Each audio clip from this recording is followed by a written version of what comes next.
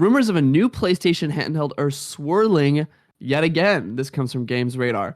Over the haven of legitimate info that is the Gaming Leaks and Rumors subreddit, one subreddit post claimed knowledge of a PlayStation handheld device in the works, or rather, the post author claims to know an Asus employee who themselves knows that Sony is working on a new handheld gaming device. It's a dubious claim at best, and it's been met with the appropriate amount of skepticism elsewhere online. For one, Giant Bomb host Jeff Grubb believes we should dramatically reduce our expectations of a PlayStation handheld device, pivoting far away from what some undoubtedly imagine as a PlayStation Vita successor. He says this is on Twitter.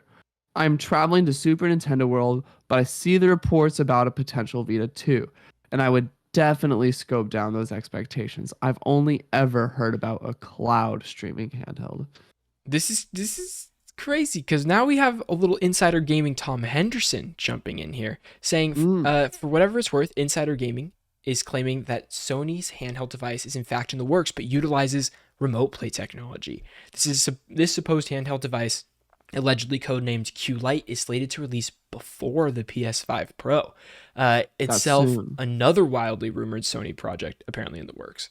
This is hardly the first time a PS Vita successor rumor has done the rounds, hence why it's once again been met with the appropriate skepticism. Sony could be working on a dedicated handheld gaming device, or simply a game streaming device, or neither of the aforementioned. James, the rumors basically say that Sony will have a handheld device, will not be a Vita 2, it'll be strictly a remote play machine. That is it. It'll be cheap. It'll be only for remote play. You have to be connected to Wi-Fi. Everything's playing off your PlayStation still. It's just a screen and some controls with haptic feedbacks and trigger haptics, or trigger, whatever they call them. Trigger haptics, haptic feedback, adaptive triggers. There we go. What do you think about that? Do they offer a cellular version? Doubtful. That plays a big part in my answer. Doubtful. Are you going to pay for a cellular plan? Are you adding this to a cellular plan on your phone bill? Maybe. But if it can run off a hotspot. True. Huge. It's hard for me to see this working in a Steam Deck world, where like I would rather just pay $100 extra to get a Steam Deck and then do remote play on my Steam Deck. Shit. You know? Yeah. But what if they really beefed up with that haptic and the triggers? And dude, it could be a nice experience. It could be a nice. What if the experience is just so nice? What if the remote play really hits? I mean, I'll tell you that I was so surprised when I used remote play here in California, have my PlayStation on rest mode, brought a controller and my laptop to Texas, busted it open, and was able to play Destiny with minimal latency because both Wi-Fis were pretty good. I was very surprised because I've had really bad experiences with remote play in the past. Because here's the question, Ben. Tell me. Name a place where you would play your handheld that does not already have Wi-Fi. It would be low. It would be like the plane trips that I take every once in a while, or the car. Planes have Wi-Fi. Planes have Wi-Fi, but you have to pay for it, and it's never going to be good enough to stream a game.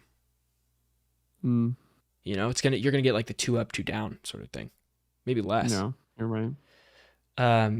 So it's hard for me. It's hard. If they announce this, I'm gonna buy it. It's dumb. It's stupid. I'm gonna buy it. Like, I want this really badly, but even more than that, I want to be able to play games locally. Here's the issue though. We've never seen Sony try to make games for 2 different systems or anything. Like, they're not going to go to Naughty Dog. That's it.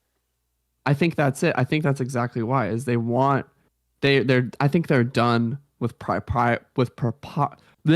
proprietary games made for handheld. They're not doing that. Yeah. I think they've seen what's going on Nintendo Switch, and they saw The Witcher 3 running on Nintendo Switch, and they say, we don't want to do that. No.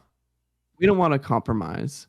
And I think in their mind, the only way to not compromise on an incredible handheld experience is by nailing the latency issues that come with remote play, really getting those down to a T the best they can, right? And then making all other aspects of that experience exceptional.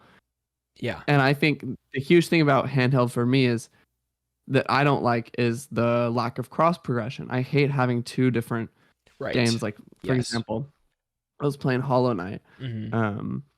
on my Switch the other day, and I was playing with my partner, and she was like, I was like, oh well, like I'm in a different area on my PlayStation save, like I'm much farther along. Yeah. So and then I was like, damn, I wish I could just like have that. Like I wish I had my progress Mm-hmm. here, so she could get a more full view of what's going on in the game, and I could show it to her better. What was she playing on? But Switch, my Switch. Oh, got it. Okay. Yeah. Yeah. Yeah. It's tough, dude, because I want to be able to untether from the Wi-Fi, not have latency. I don't want to power it on and just hope that I'm not going to get latency issues. I don't even want that to be on my mind. That's the only issue. But I do like that your PS5 is your central thing. Everything lives there. Your progress, your everything. That's awesome. What would be a good price point for you to be interested in this?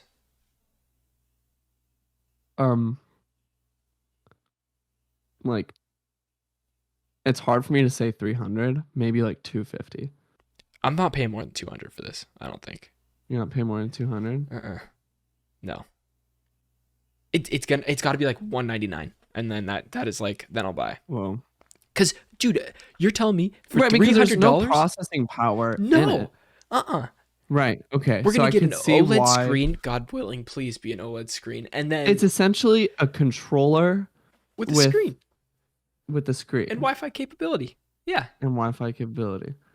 Uh-huh. There's no way it costs more than It's going to be the whatever a technology controller and a screen make. Yeah. of a DualSense, right? Which Mhm. it's going to be above $70 because they have to, somehow make that smaller to fit in a handheld device. Mhm. So let's say Put a that is screen on it. $100. Yeah, screen So like an OLED, like $30 to OLED screen, $50. probably not going to be 4K, but it's No. probably going to be like 1080 max.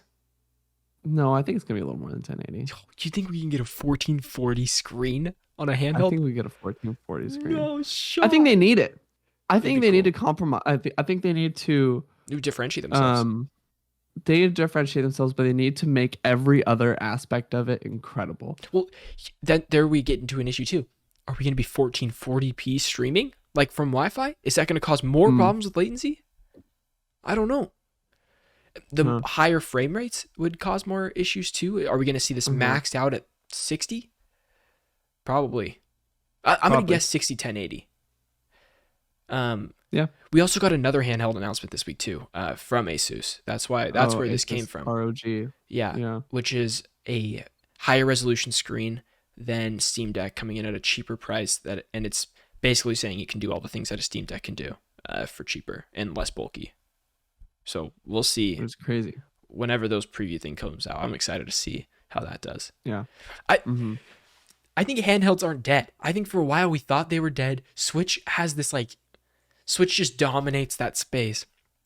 And then people are getting reinterested in it, and we're starting to see it. Because I think people do play handheld. I mean, I'm thinking of scenarios even in this house where a handheld PlayStation could come in handy, Well, I'm thinking I can't see that. Tell me about it. Everybody's upstairs hanging out.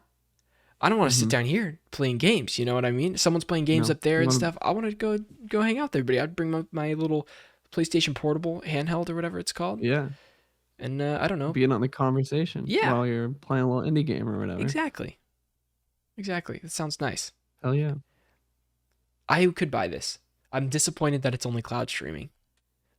But I can't imagine IGN putting out two different review scores. One for the PS5, which they give a 10 out of 10. And then the next one is a 6 out of 10 for the handheld version that they have to squash all the visuals. Like that would be a hellscape for PlayStation.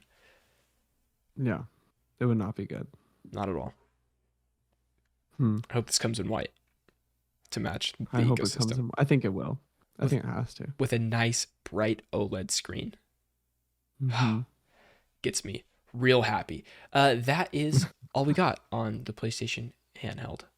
Thank you guys so much for watching. If you want to watch this entire clip, you can go on youtube.com/strictlycasual, become a member. You can watch this whole clip, or you can go on audio platforms and listen to this entire podcast where we also talk about Jedi Survivor previews and Marvel's Avenger finally kicking the freaking bucket. Thank you guys so much for watching. We'll see you next time. Bye-bye.